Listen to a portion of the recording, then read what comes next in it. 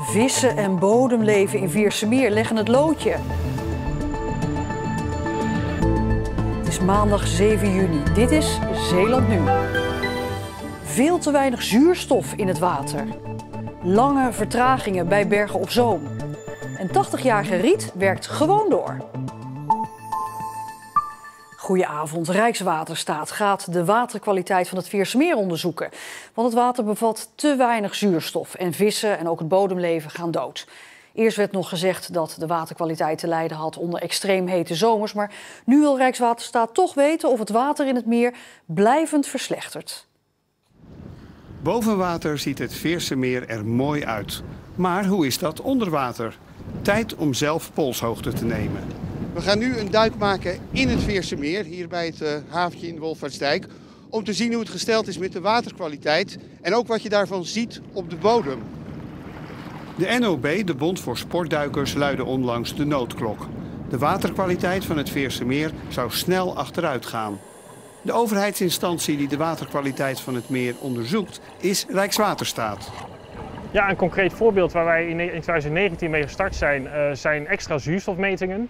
Dat doen we 2 wekelijks op 17 locaties van west naar oost in het hele Viersemeer. Dat is echt extra inspanning om goed een beeld te krijgen van de ontwikkeling. Ja, en dat is echt gewoon een hele goede start, denk ik. Een tweede duik bij Geersdijk levert dit beeld op. Op de bodem ligt op sommige plaatsen een soort witte aanslag. En dat komt door het gebrek aan zuurstof in het water.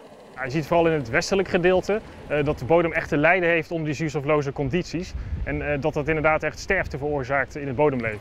En dat witte spul, wat is dat? Ja, dat is dus echt het gevolg van die bodemsterfte. En dat zijn witte bacteriën die dus goed gedijen in die zuurstofloze condities met die bodemsterfte. Na de zomer gaat Rijkswaterstaat het onderzoek naar de waterkwaliteit van het Viersemeer verder intensiveren. Onderzoekers willen weten of die waterkwaliteit blijvend achteruit gaat. Ja, dat betekent dat we in de eerste fase 2 jaar onderzoek gaan plegen. Dat gaat tot 2023 duren. Dan zijn ook de knelpunten en de oplossingsrichtingen in beeld. En vanuit dat punt kunnen wij dan doorwerken naar een eventuele maatregel. Waar zou je aan kunnen denken? Nieuwe doorlaat of zo? Ja, daar wordt dan over gesproken. Wij moeten toch echt eerst dat onderzoek goed uitvoeren om te kijken welke maatregel daar echt bij past. En een doorlaatmiddel is dan niet uit te sluiten. Maar het duurt dus nog zeker 2 jaar voordat Rijkswaterstaat misschien zo'n maatregel voorstelt. Ja, verslaggever Marcel de Kranen is inmiddels weer boven water. Staat nu op de Veerse Gaddam aan het Viersemeer. Marcel, ja, er wordt dus gesproken over die mogelijke nieuwe doorlaat van zout water aan de westkant van het Viersemeer. Dus bij de Veerse Gaddam, waar jij staat. Maar ja, gaat die er dan uiteindelijk ook komen, denk je?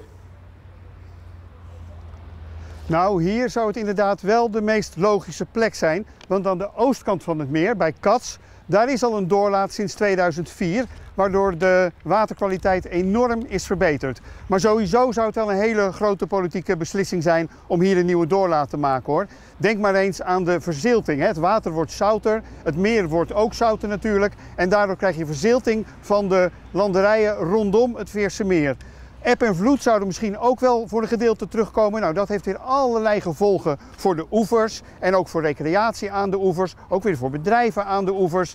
Nou, ik heb hier een boekje bij me van de provincie Zeeland uit 2001. Het Grote Blauw heet het. En daarin werd al gesproken over een nieuwe doorlaat hier in de Veerse Gaddam. Nou kun je nagaan, 20 jaar geleden. Blijkbaar heeft men niet zoveel haast met die nieuwe doorlaat, want er wordt al heel lang over gesproken. Dus laten we eerst maar dat onderzoek afwachten van Rijkswaterstaat. En dan is het echt aan de politiek om te beslissen of er zo'n nieuwe doorlaat, die ook nog eens heel duur zal zijn, of die er moet komen of niet. Marcel de Kranen, dankjewel.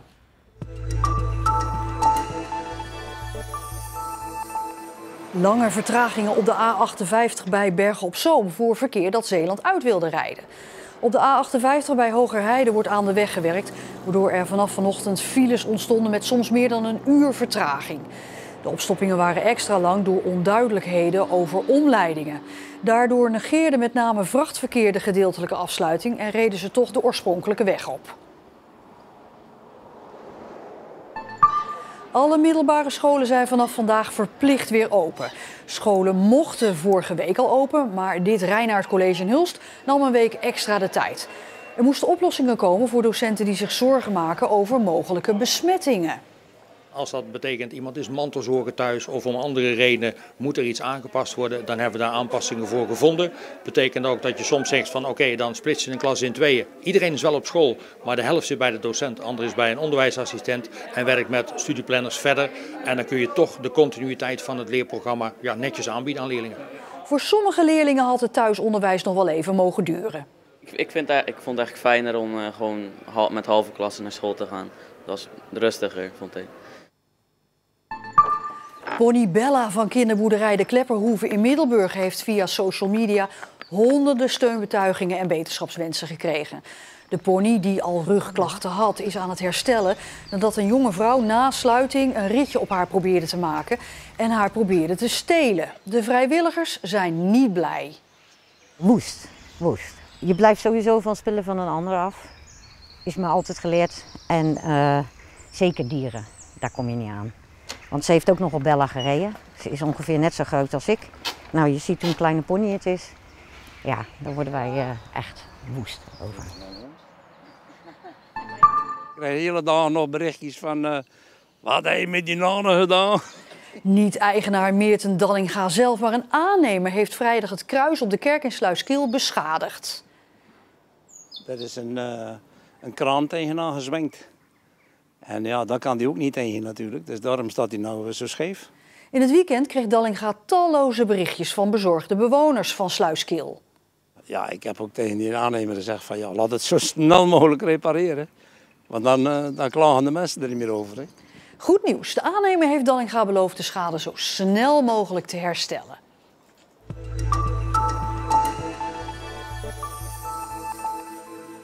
Riet Saalmink kan niet zonder de mortieren in Middelburg en de wijk kan niet zonder haar. Ze is al 80 jaar en ze is al 28 jaar pakketbezorger en nog altijd 4 dagen per week op pad.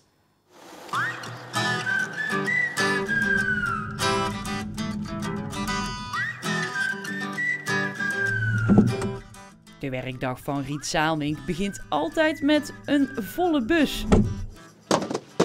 80 jaar is deze dame en ze werkt 4 dagen in de week als pakketbezorgster. Niet omdat het financieel noodzakelijk is, maar puur... Voor de gezelligheid. Voor de gezelligheid, zegt u? Voor de gezelligheid. Ik kan niet achter de geraniums gaan zitten.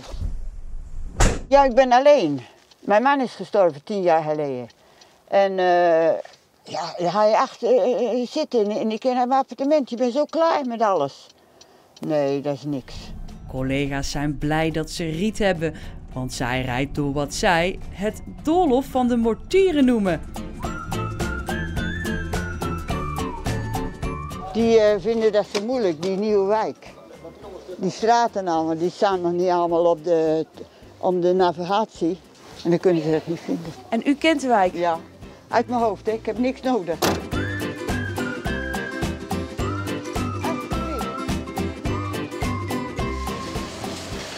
Kijk eens. Dankjewel. Alsjeblieft.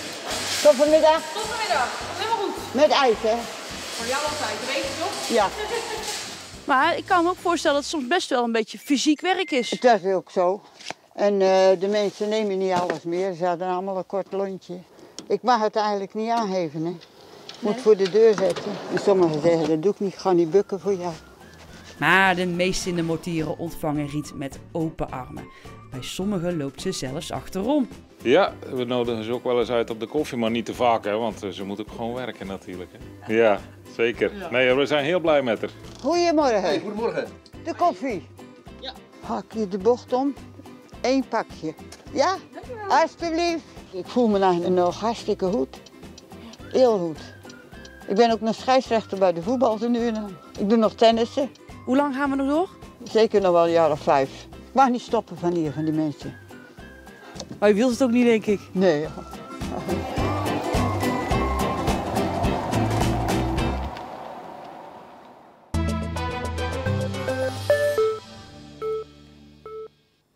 De Olympische Spelen in Tokio komen eraan deze zomer. Hans-Peter Minderhout uit de Westkapelle lijkt een zekerheid in de dressuurploeg. En ook Dinja van Lieren klopt nadrukkelijk op de deur bij de bondscoach. De gevestigde orde, die is gewaarschuwd. Hans-Peter Minderhout, Kloks, Dreamboy. Het Nederlands kampioenschap dressuur in Ermelo afgelopen weekend. Een belangrijke wedstrijd met het oog op de Olympische Spelen. Want wie hier goed scoort is een stap dichter bij deelname. De 47-jarige Hans-Peter Minderhout, afkomstig uit Westkapelle, deed al 2 keer mee. In Beijing in 2008 won hij zilver met de Nederlandse ploeg. En in 2016 in Rio de Janeiro, toen keerde hij zonder medaille terug naar huis. De Spelen in Tokio moeten zijn 3e worden. Het wordt zeker niet routinematig.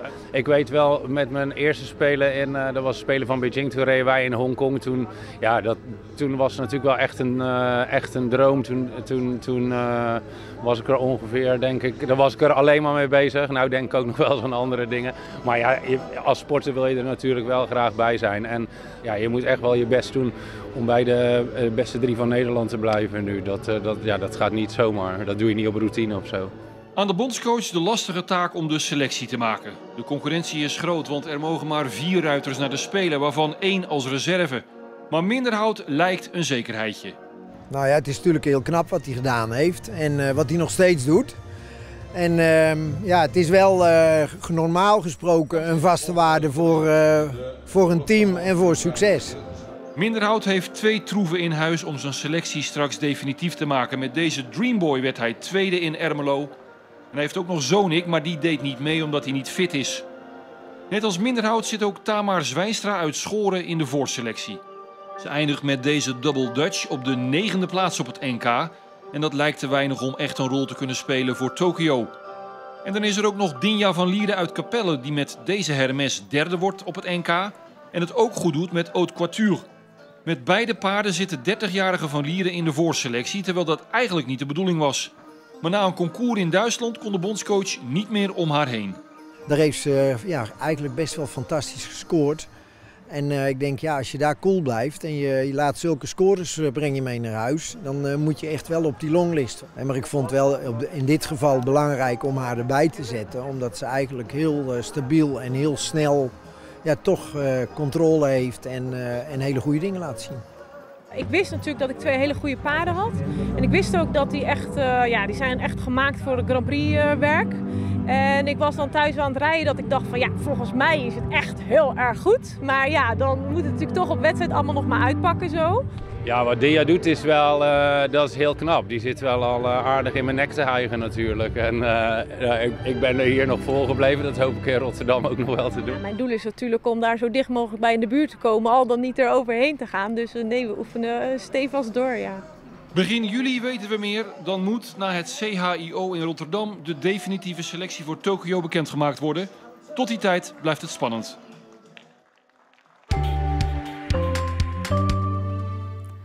Het is officieel nog geen zomer, maar dit ziet er natuurlijk al lekker zomers uit. En temperaturen schommelden tussen de 20 graden aan de kust en 23 graden in het Zeeuwse binnenland. En de voorspellingen zijn goed. De komende dagen blijft het zomers, zoals u ziet. En tot zover deze Zeeland Nu van deze maandag. Nog een hele fijne avond en graag tot morgen.